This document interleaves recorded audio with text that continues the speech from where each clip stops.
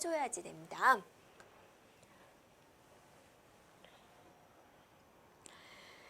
자, 그러면 이제 운영체제의 이제 여러 가지 기능에는 어떠한 것이 있을까라고 볼까요? 네.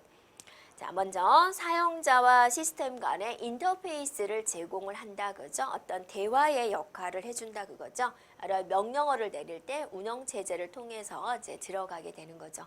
그렇게 준비가 된 다음에는 다른 프로그램을 실행할 수가 있는 거죠. 여러분이 윈도우즈가 안 되면 어떤 것도 실행을 할 수가 없죠. 컴퓨터를 사용할 준비를 해준다라고 보면 되겠습니다. 그다음에 이제 하드웨어와 데이터 등 자원 등의 공동 사용을 가능하게 해준다라는 거고요. 자원의 효과적인 운영을 제공을 하고 입출력에 대한 보조 역할, 오류에 대한 처리, 오류가 발생이 됐을 때 잘 처리해 주냐 그거죠. 보통 오류가 발생이 되면은 인터럽트로 처리를 해줍니다. 그 다음에 시스템의 초기화다. 이 초기화 이게 무슨 뜻일까? 이건 여러분이 부팅이다 라고 생각해 주면 되세요. 이렇게요. 그래서 부팅을 한다. 그게 이제 초기화가 되는 거죠. 컴퓨터 전원을 켜면은 우리가 이제 롬바이오스가 작동을 해서 POST 과정을 거치게 되죠. 베이직 인풋 아웃풋 시스템. 그죠? 파워 언 셀프 테스트. 그죠? 가장 기본적인 입출력 장치를 셀프 테스트 과정을 거치게 됩니다. 자, 이렇게 하면은 이렇게 이제 명령어 내려가면 운영체제는 여러분 어디 속에 있어요?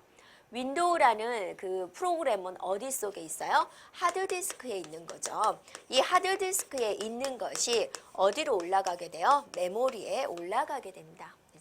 그래서 전원을 켜면은 이게 이 과정을 거쳐서 아무 문제가 없다라고 판단이 되면 하드디스크에 있는 운영체제가 메모리상에 올라가서 상주를 하게 되는 거죠. 이렇게요.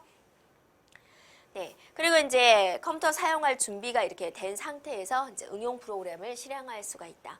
그래서 근데 또 컴퓨터를 꺼버리면 어떻게 되죠? 다시 처음부터 이 과정을 거치게 되죠. 자, 그 말입니다. 컴퓨터 시스템의 초기화다.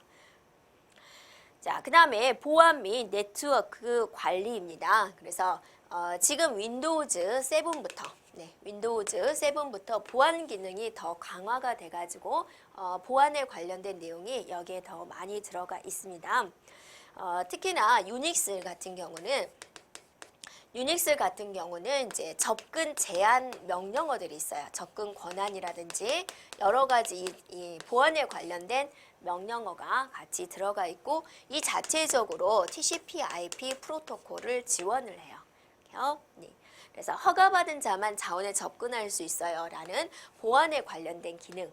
유닉스 같은 경우는 이제 네트워크 관리 기능까지 모두 들어가 있는 부분이 되겠습니다. 네. 되겠죠? 이거는 이제 운영체제 기능. 계속 이제 같은 말이 반복이 되는 것 같아요. 네.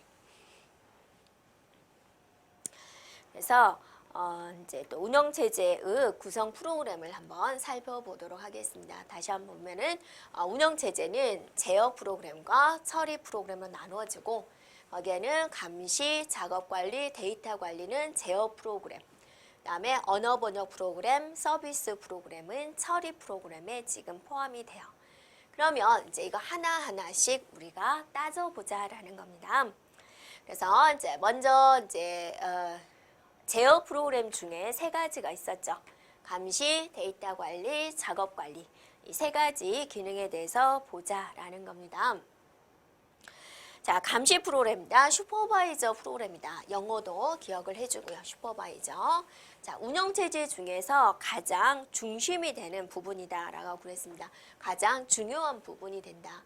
자원과 프로세스 간의 모든 동작을 관리하고 감독하는 역할을 해줍니다. 자, 여러분이 인터럽트 할 때도 슈퍼바이저 콜 인터럽트가 있었죠. SVC.